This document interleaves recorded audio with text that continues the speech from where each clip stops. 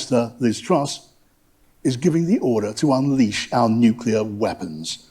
It would mean global annihilation. I won't ask you, would you press the button? You will say yes. But faced with that task, I would feel physically sick.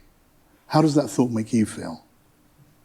I think it's an important duty of the Prime Minister. I'm ready to do that.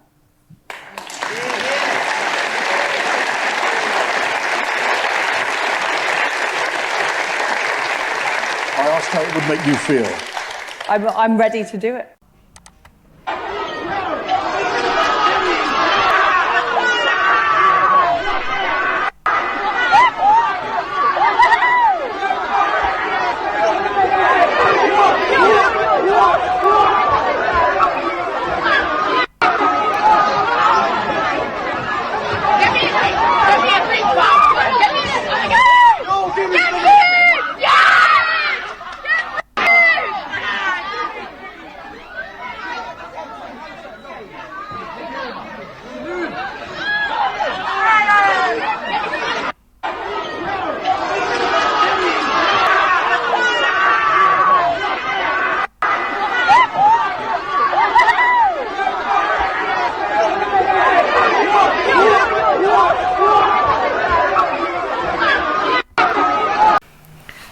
So there you have it, guys.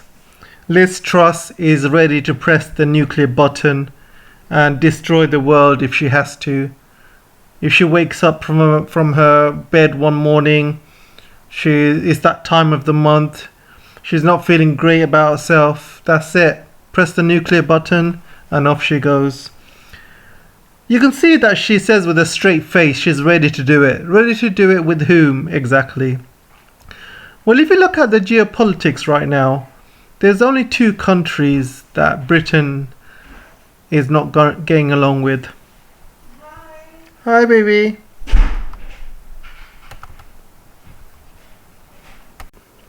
So can you guess which two countries that is? Yes, you guessed right. It's China and it's Russia. She's saying that she's willing to start a nuclear war with either China or with either Russia, and she's not gonna blink or she's not gonna hesitate. She'll just press the button. I mean, seriously, what kind of woman is this? And not only that, you've seen these audience members, they're all cheering. They're cheering her on. They're like going, yeah, yeah, press the button, yeah. Seriously, what kind of generation are we living in right now? Because I'll tell you something right now. In any nuclear war with either Russia or China, Britain's going to lose. I'll tell you that right now. Britain's going to lose. And not only Britain's going to lose, the world is going to lose as well. Britain will be completely disappeared from the map. Completely. And how is Britain going to fire nuclear weapons all the way to China? Britain doesn't have any hypersonic weapons. It's absolutely ridiculous. Absolutely ridiculous, guys. Seriously, this woman is a danger, not only to the British public, but to the rest of the world. So not only that, it gets worse, by the way. Truss has pledged to raise military spending by 3% of GDP by end of the decade. 3%! You know, currently we're at 2%, and most of the world is at 2%. You know, even China is around 2%. So why is Britain so special? They're going to increase their military spending to 3% of the GDP. So where's the money going to come from? If you're going to invest more money into your military, you're going to have to take off money from other public resources. So is it going to be education? Is it going to be research and development? Is it going to be NHS? Probably it's going to be NHS. Seriously, absolutely ridiculous, guys. So I want to talk a bit about Boris as well. Boris recently went on a surprise trip to Ukraine. So let me tell you something about Boris. Boris has so far refused to leave the cabinet. He's refused to leave the office. And guess what? He's not doing any work. He's going on holidays. He's been caught going on 2 holidays. He's hardly doing any work with what's going on around the world. He's hardly doing anything with cost of living crisis. He's doing nothing about the inflation.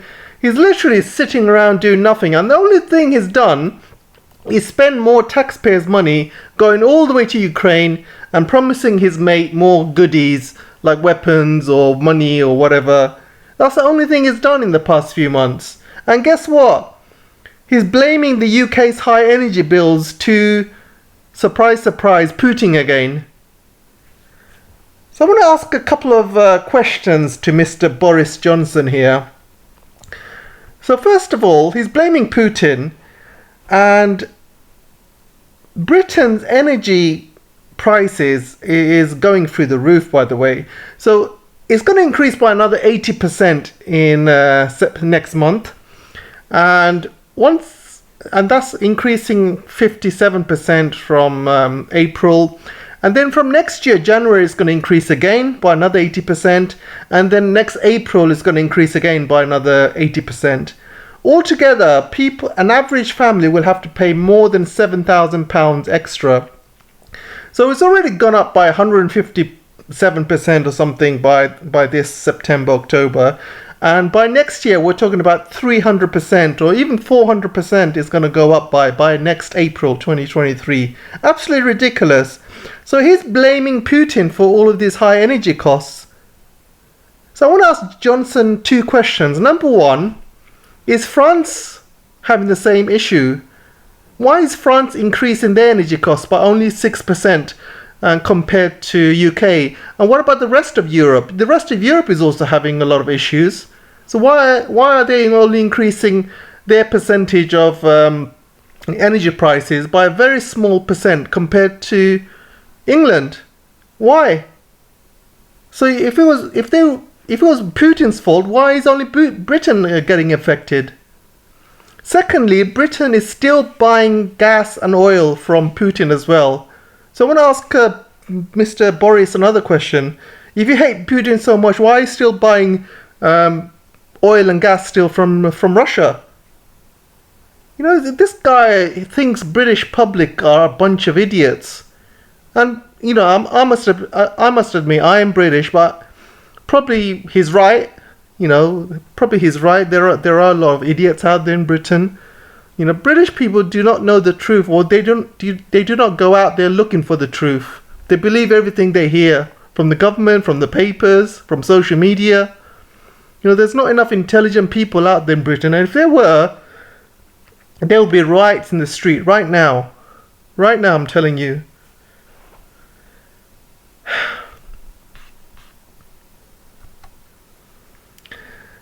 So you can see this article here.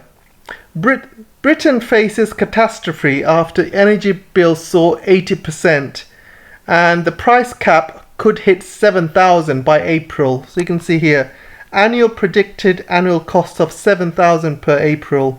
That's an increase of between 300 to 400%. And obviously it depends on how much gas and energy you use, how many people you have in your house as well. And you know, people said that their energy bills have doubled, if not tripled, what they were last year, right now, before the increase. So this is the lowest case denominator, which means this is the lowest case scenario. The highest case scenario would probably be much more than this, probably between 7 to 10,000. And I would probably say 10,000. Because they said that energy bills would increase by 57% in April, but for most families, they've doubled, if not tripled. So this is a lie. I think it's going to be more closer to £10,000. It's going to increase by an increase of about 400%. Absolutely ridiculous. So UK households struggle to pay energy bills. As you can see, already people that are earning good jobs, they're already struggling to pay. And, you know, the way it is, the rent in UK is very expensive as it is. And if you say an average rent is 1,500, if you stay in London, this is for like a 1-bedroom or a studio flat, by the way. If you get 2-bedroom, it's going to be even more. So 1-bedroom flat, say 1,500, then your energy bills will come up to like £500 a month. So you can see how much that makes a difference. The wages are not rising in UK. The wages are exactly the same. And the British government is pushing for companies not to increase wage because they want the companies to still make a profit. They do not want companies to go bust because they're not making any money, they're not making any profit. So they want the British middle class to suffer and the British citizens to suffer. They do not want the companies to suffer. And this has always been Tory policy. They've always been pro-business, pro-profit. And this is what Liz Truss said the other day. She said, profit is not a dirty word, by the way. You know, I'm all up for companies making a profit. The Bank of England has said, you know, to companies, do not increase wages for people. You know, they do not want the people's wages to improve because that's going to drive up inflation even more, apparently. So how are people allowed to live then? How are people allowed to, you know, pay for all of these energy price hikes and inflation hikes? The wages should rise with inflation. If inflation rises and the wages don't, there's going to come a point when people can't afford stuff. It's ridiculous. So there's a really funny story that all of this has been done on purpose by Boris's team. So Britain is heading for a nasty shock, and they're saying that Liz Truss is heading for a nasty shock. So there's a rumor out there that Boris wants to come back into office. So he wants to, when the next election comes up, he wants to basically run for Prime Minister again. And there's a rumor that the reason he's not doing anything right now, and the reason the government is not doing anything, so, you know, they know Britain is going to have a hard time. You know, they're having a probably harder time than Germany right now. However, Germany is taking steps. Germany is asking citizens to save power. They're shutting down the lights at night in Berlin, for example. So they're doing everything they can to prepare for winter. And they're shutting down all essential non-essential businesses. They're shutting down, you know, anything that takes power that is non-essential. Germany is shutting down. So they're preparing. They know something really bad is going to be happening during winter. So they're already preparing. Britain is doing no such thing. Everyone is using gas and electricity as normal. People are buying huge air conditioning units and, you know, everyone's running things as normal. And I think what people are saying that this was all part of Boris's plan. He's not doing anything in the office. He's refusing to step down, and he's refusing to do any work. And the reason he's doing that is when Liz Truss comes into power, all of this will hit her, and the people are going to be so pissed off. They're going to want her head, and they're going to get her kicked out of office very, very soon. And Boris thinks that, you know, he's going to come back into power. People are going to regret kicking him out and picking her instead of him, and people are going to start. All the Tories are going to start voting for Boris to come back. Apparently, so that's his plan. Apparently, there's a lot of rumors going on behind the scenes. I'm also hearing a lot of these rumors in my workplace as well. So I'm just telling you from the horse's mouth. So there's a lot of rumors of that happening, and the reason why this current government is not doing anything because they know something really bad is happening. And during winter, Britain is going to suffer a lot, and Liz Truss is going to get it. So I feel a bit sorry for her, but then I don't feel sorry for her as well at the same time. She probably deserves it. So you can see this article here. Britons on 45,000 will need help paying energy bills. So let me tell you something. Only like 10 or 20% of British public are on 40,000 above. Because if you earn over £40,000 in Britain, you are what you call a higher earning threshold, which means you have to pay over 40% tax. So half of that money goes to tax. So it's a very high threshold. You know, only very small percentage earn this figure. I say about 20%, but that's being very optimistic. It's going to be probably low. It's probably 10 to 15%. Not many people earn this, by the way. Most people are on 30k, 35k if you're lucky. But majority are on 20s. You know, majority, 60-70% of British people are on 20s. few people are on 30s, or even fewer people are over 40. So 45%, you're talking about the higher threshold. So they're saying that even people on the higher threshold will need help paying energy bills. Can you believe that? Can you actually believe that? That people earning over 45,000 need help paying for energy bills. What is the country come to? And this is what the Chancellor is saying. So there's a story that came out very recently. I was very, very upset when Britain decided to kick out Huawei at the time. This was 2 years ago. This was when Trump decided to wage a trade war against China. And then Trump basically called up Boris, and he asked Boris to immediately cancel this Huawei contract with Britain.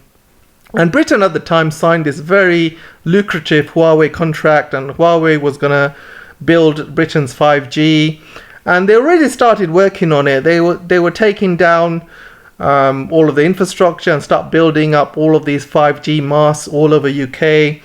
And they were in the middle of finishing all of that work when Trump made that phone call to Boris, and Boris overnight decided to kick Huawei out, even though Britain did a security check on Huawei's equipment and Huawei itself, and they found nothing. Boris and Trump decided to kick out Huawei. And guess what? Britain is still paying for this. Britain has spent over 7 billion taking down all of these masts, 5G Huawei masts, by the way. They're spending 7 billion, and they're not finished yet. They're still paying money for someone to come in and take down these masts. And they're replacing these 5G with really cheap versions of 5G. They're not even real 5G, by the way. I would probably call them 4.5G rather than 5G. Because when you have real 5G, your speeds, go up to thousands, compared to 4G. If you go to China, South Korea, for example, things are super, super fast. And if you download a movie, which is about, say you download a movie about 2 gigs, or maybe even a DVD version of it, say 8 to 10 gigs, you would download it in seconds in Korea or in China. But in UK, things are very, very slow, and they're saying they have 5G here, but these not real 5G, guys. Don't be fooled when they say it's 5G. This is, these are not true 5G speeds. So they are taking down these masts and they are replacing them with, fake 5G, costing Britain billions. And not only that, they are losing out on technology that real 5G brings. Real 5G brings so much important benefits to the industry. For example, when you have real 5G network speed, businesses will be able to run their transactions faster. For example, I work, overnight there are batch jobs which take 12 to 14 hours to run, and most of these batch jobs are waiting on network. So the speed of your network is a very important factor. So a lot of them wait on network because they get copied from server to server. So imagine if you have 5Gs, rather than taking hours, that file of particular files will be transferred in seconds. And it makes a very big difference to a business if you want to become competitive. You have all of these data available in seconds rather than waiting overnight for hours. That gives you a real competitive edge. Plus all of the benefits 5G brings, like, for example, electric cars driving autonomously, flying taxis, AI, medical advancements. For example, doctors can remotely do operations. So many benefits that 5G brings, and it's bringing billions and billions of money to the Chinese economy. All of that money is not there in Britain. They're literally 5 to 10 years away. And I want to tell you this story here. I mean, suddenly this story came out, and they're saying now UK media has published an edited excerpt from upcoming book written by investigative journalist Richard Kabaj, which reveals how the US blocked Chinese telecom giant Huawei from developing 5G in the UK. According to his account, British officials wanted to move forward with Huawei, but were literally shouted down for hours by a delegation of US officials over the matter. A British intelligence official who was at the meeting identified Matthew Pottinger, a US Deputy National Security Advisor, as the one who shouted at his British counterparts and dismissed the UK analysis of Huawei safety. Pottinger was the main point, allegedly, was that UK had no idea how evil China was. So you can see, basically Trump woke up one morning and decided, he didn't want Huawei in American shores, but not only that, he didn't want any of his allies wanting it as well. So he phoned Britain and got that kicked out. And guess what? Britain is still paying for it now. There's estimate that Britain is losing or will lose around 300 billion from its economy by not having 5G. They're falling behind over 10 years worth that benefits that 5G can bring, and that could have brought in 300 billion in the economy, and they're losing out on that, all because Boris decided to be an absolute puppet of the United States.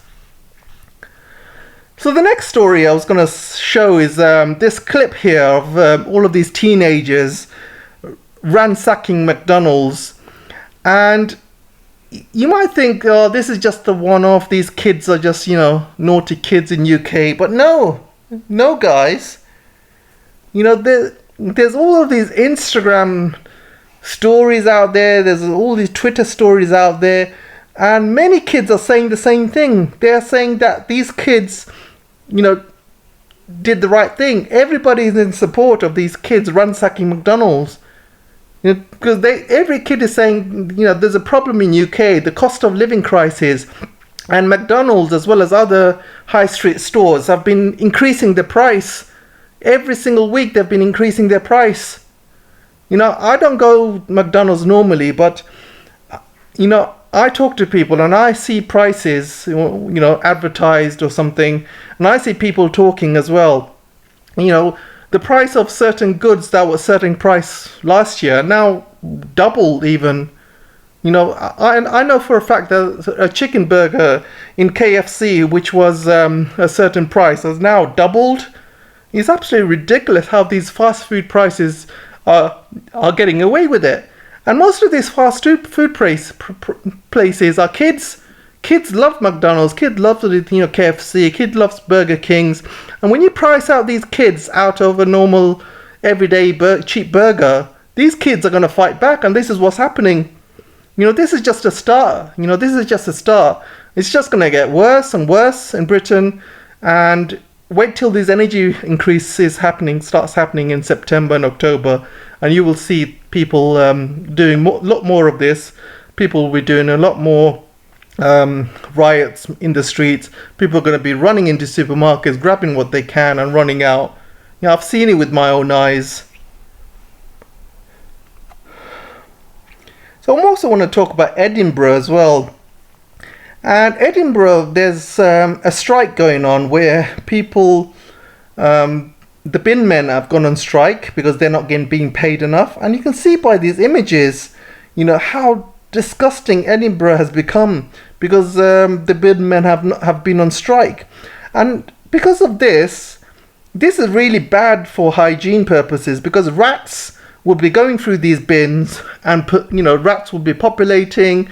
They'll be making loads of babies.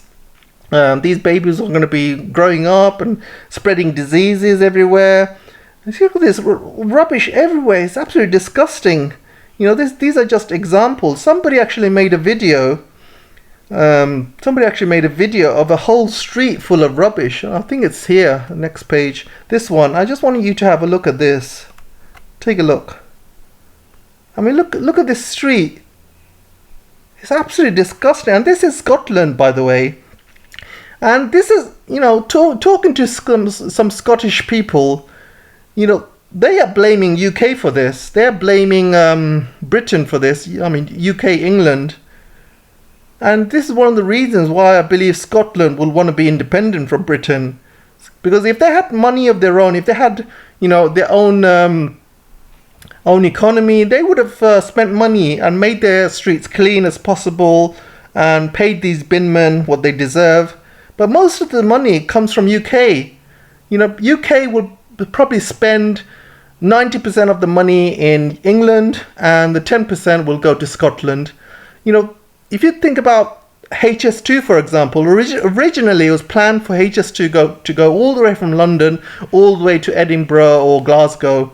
Since this HS2 started increasing its budget, has gone from 30 billion to over 130 billion. They decided to cut certain lines off. The first thing they cut was the Scottish line, and so it's not going as far as Scotland anymore. It's going to go as far as Manchester. Then they've also cut the Leeds line as well, and they're making so many cuts in HS2. It's absolutely shocking to watch. And you know, whenever there's a budget cut, first thing they do is make sure Scotland gets the budget cut. You know, I'm all for Scottish independence, because if Scotland gets its independence, I can see that Scotland will get a lot of the oil. You know, there's a lot of oil and gas around the northern part of UK, so they will get access to all of that, and they will use that to build up the economy. And Scotland has a lot of water as well. There's a lot of fresh water that comes from the Scottish mountains. So Scotland has got a lot of water, and Scotland will be joining the EU again. I mean, there's no benefit joining the EU now. I mean, I know that. I mean, look how bad the EU is. But EU is still a lot better than Britain. I'll tell you that now. You know, you as a country, you'd rather be with the EU rather than stuck with Britain. And Britain is dragging down Scotland, and this is just, you know, this rubbish stuff is just there to prove it.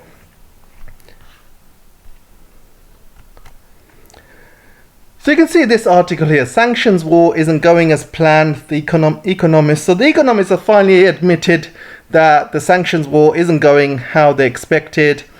And I just want to say a couple of things as well. There is a guy on the internet calling himself Joe Blogs, and I saw, you know, a couple of anti-Russian articles he posted, and I want to show you those as well. I mean, this guy hasn't been around for long, but he's already got 118,000 subscribers, and he's only been open for a few months, and all he's been doing is bashing Russia, and he's been getting a lot of support for it. And you can see here, Russia now unable to bully Europe over gas because apparently, you know, Europe has or Russia has got enough storage. Russia disguising real unemployment levels. Russia forced to strip airplanes for spare parts. Russia is heading for economic oblivion. And he says that Russian gas sales crash as Europe switches to LNG. Oh, really? You can see this guy has just made a living from just making loads of ridiculous statements. He's not even a real economist. All he does is bash Russia, bash China, and you know, none of his predictions are true. And I just can't believe how many people are just following that crap and just believing in all of this BS. Seriously, I mean, this is the real story. The real story is, you know, the sanctions war isn't going as well as planned, and that's the truth. And you know, Russia doesn't care if, you know, if Europe doesn't want to buy its cheap oil. They can switch to LNG. Who cares? LNG is 10 times more expensive. Plus, you need a lot of money to be invested in order to get LNG. So you need LNG terminals. You got to pay for that. You need to pay for LNG tankers. You need to have all of that LNG infrastructure, which is going to cost billions and billions and 10 to 20 years to build. You know, and you had easy access to cheap energy, cheap Russian gas, and Europe blew it. And that's the story. And you can see here, sanctions war isn't going as well as planned. The Economist. So I can imagine all of these Europeans standing, you know, in a room, and they're all frothing at the mouths. You know, when Joe Biden said, "Let's all crash the Russian economy. Who's with me?" And everyone's standing up saying, "Yeah, we're all with you." and Biden saying, all right, who's going to sanction who? Who's going to sanction what? And everyone's like frothing at the mouth, standing up, jumping. And Boris said, I'm going to sanction Russia with this. And Ursula jumping up and down. And she's like, I'm going to sanction Russia with this. And every other European leader following suit. It must have been an absolute shit show, absolute shit show watching these freaks at work. And now look at them. Now it's showing the European economy is literally shutting down. Britain's economy is shutting down. American economy is in recession. So what good has all of these sanctions done? Nothing. And guess who suffered? Guess who's suffering right now? It's the people. The politicians are not going to suffer. Boris with all of these houses, all of these kids. Rishi Sunak with his mansion, 7-8 mansions around the world. And he recently built a swimming pool. And his swimming pool apparently cost him £13,000 of gas bills a month. But he can pay it off. He doesn't care. Literally disgusting, guys. So I want to talk about Germany now. So there's a story going around in all the British papers, all the American papers as well, that German gas storage is 80% full despite Russian gas. But this is not true. This is absolutely not true. They just got their facts wrong. And they've got their facts wrong, and now all of these papers are going with it. Ridiculous. And, there was some guy on Twitter who actually worked out the figures, and he worked out the maths. And it's actually not 80% full, it's actually 80% empty. I mean, you just need to use your common sense, guys. Look, seriously, look at all of these articles. Power costs in Germany hit historic highs. Electricity prices have soared by 860% in the last year in Germany. Then you got this article, Germany fails to find replacement for Russian gas. Then you hear all of these stories that Germany is cutting, lights at night, and they're shutting down non-essential services. They're telling their people not to shower. They're telling the people to cut down on using energy. Why would you do that if your storage is 80% full? Oh, you got nothing to worry about then. We're 80% full storage, so we got nothing to worry about. We can survive the winter. Forget about everything we said. Let everyone enjoy their life. Do what you want, guys. Seriously, are people really that dumb? These journalists are really that dumb. I mean, I just have to put German gas storage 80% full on Google, and you will see how many articles come up with it. Hundreds and hundreds and hundreds. I mean, look at this. So many, look at this, all of these articles, they're all saying the same thing, all from different papers. I just have to go to news, and look at this, every single paper is coming up with the same story. How many papers are following the same, it's the same headline, exactly same headline, exactly same story. I just can't believe how dumb and stupid they are, and this is why idiot of the day has to go to all of these bloody journalists. And by the way, in England, journalists from the Daily Express have gone on strike, by the way. The dumbest of the dumb journalists from the Daily Express, who they've not written one good article in their life, not one intelligent article in their life. Now all of these journalists want to go on strike. How ridiculous is that? Anyway, that's the end of the video. Let me know what you guys think, and I'll see you in the next one.